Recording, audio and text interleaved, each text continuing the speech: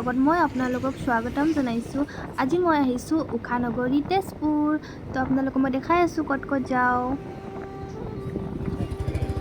এয়া আমাৰ first location আমি আহি পালোঁ। কি কয় দেৱী সিংহাৰ পানী বাঢ়িছে।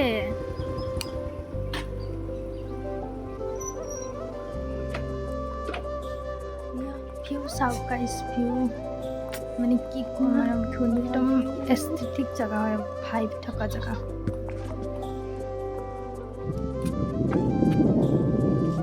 ইমান পিচফুল জেগা, মানে একদম সৰহ টাইপ ফিল হৈ গৈছে। ইমানেই ধুনীয়া, মই বুজাব নোৱাৰোঁ। পানী বাঢ়িছে।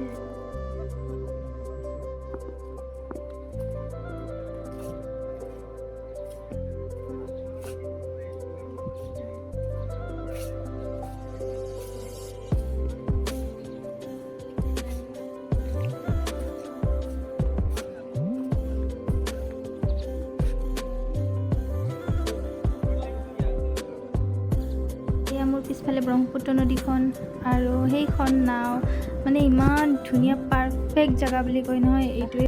আজিকালি মানে কয় নহয় এস্থেটিক জেগা বুলি কয় নহয়, সেয়া হয় এস্থেটিক জেগা। দূৰৰ পৰা দেখিলে এনেকুৱা নালাগে যে মানে নদী এখন আছে, এনেকুৱা লাগে। যেতিয়া ওচৰত আহিবা একদম ভাইব, মানে এনেকুৱা ভাইব, মানে কি ক'ম আৰু।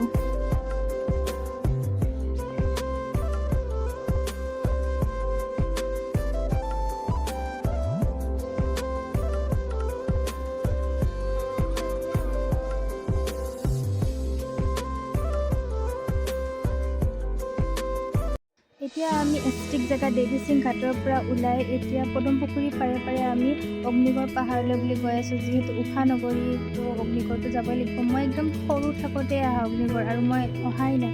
তো আজি আপোনালোককো দেখাই আছোঁ, ময়ো চাম। বলক।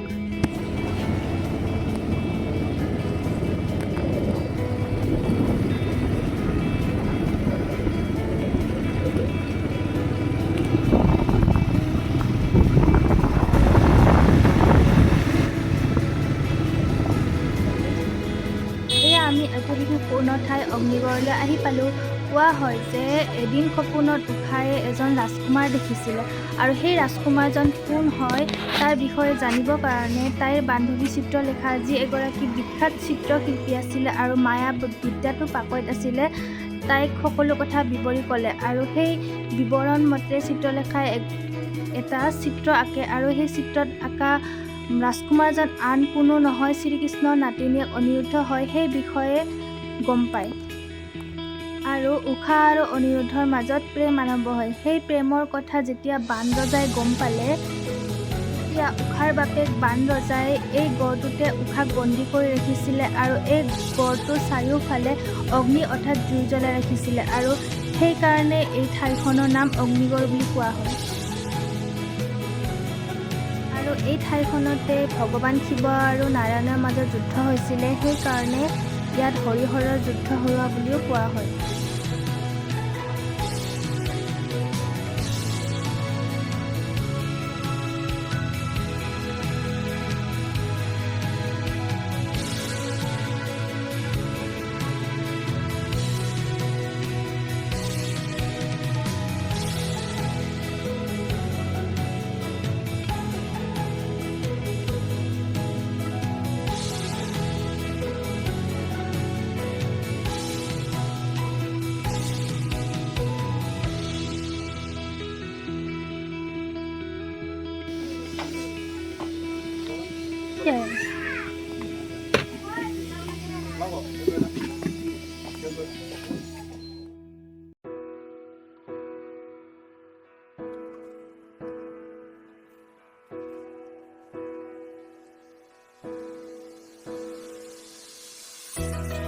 এই ব্ৰিজখন নতুনকৈ বনাই থকা হৈছে, আৰু এতিয়ালৈকে অপেনিংটো হোৱা নাই। যেতিয়া অপেনিং হ'ব একদম মজা লগা হ'ব, মানে ডাইৰেক্ট এই ব্ৰিজখনেদি অগ্নিগড় পাহাৰত মানে আহিব পাৰিব।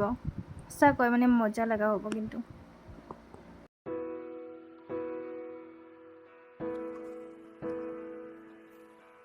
এতিয়া আমি গৈ আছোঁ ভিউ পইণ্ট চাবৰ কাৰণে। চবে ফটো উঠি থকা ফেমাছ ভিউ পইণ্টটো চাবৰ কাৰণে আমি গৈ আছোঁ। ৱাও, ইমান ধুনীয়া লাগিছে ইয়াৰ পৰা।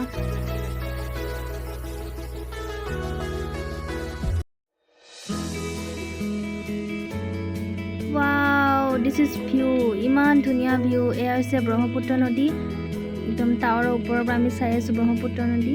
এয়া অগ্নিগড় পাহাৰখন পূৰা, আৰু এইজনীছোঁ মই। কিন্তু ফটো উঠিব আমি মানে চান্স পোৱা নাই এতিয়া, গোটেই মানুহ আকৌ পিছত উঠিব লাগিব। ওপৰত আমি ফটো উঠিব চান্স নাপালোঁ, সেইকাৰণে আকৌ তললৈ নামি আহিলোঁ।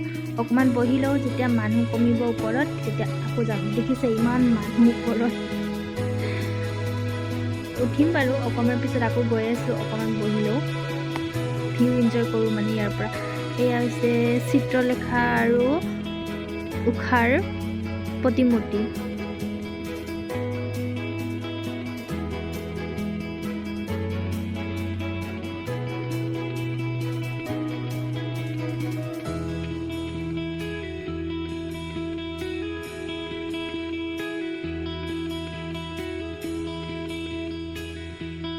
এইখন কিন্তু অপেনিং কৰাৰ পিছত মজা লগা হ'ব অগ্নিগড়খন। চিধাই মানে এই চিৰিয়েদি ওপৰলৈ আহিব পাৰিব।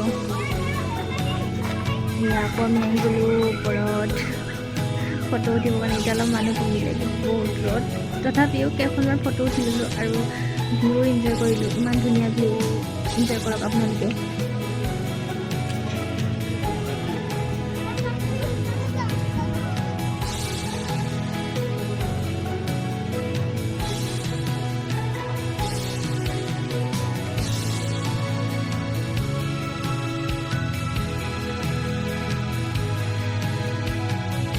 এয়া হৈছে গণেশ ঘাট, আৰু গণেশ ঘাটত আমি ধুনীয়াকৈ গৈ ভিউ কেইটামান উঠাম বুলি ভাবিছিলোঁ, কিন্তু গোটেইকেইটা মানে এইবোৰ দিয়া আছে বা কাৰণ ব্ৰহ্মপুত্ৰৰ পানী বাঢ়িছে যিহেতু, সেইকাৰণে দিছে চাগে।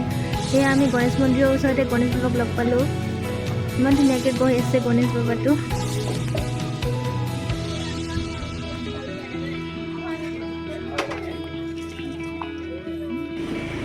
এয়া হৈছে গণেশ মন্দিৰ। তেন্তে আজিলৈ বাই, নেক্সট ভিডিঅ'ত লগ পাম। ভিডিঅ'টো ভাল লাগিলে চেনেলটো শ্বেয়াৰ এণ্ড ছাবস্ক্ৰাইব কৰি দিব। থেংক ইউ ফৰ ৱাচিং, বাই।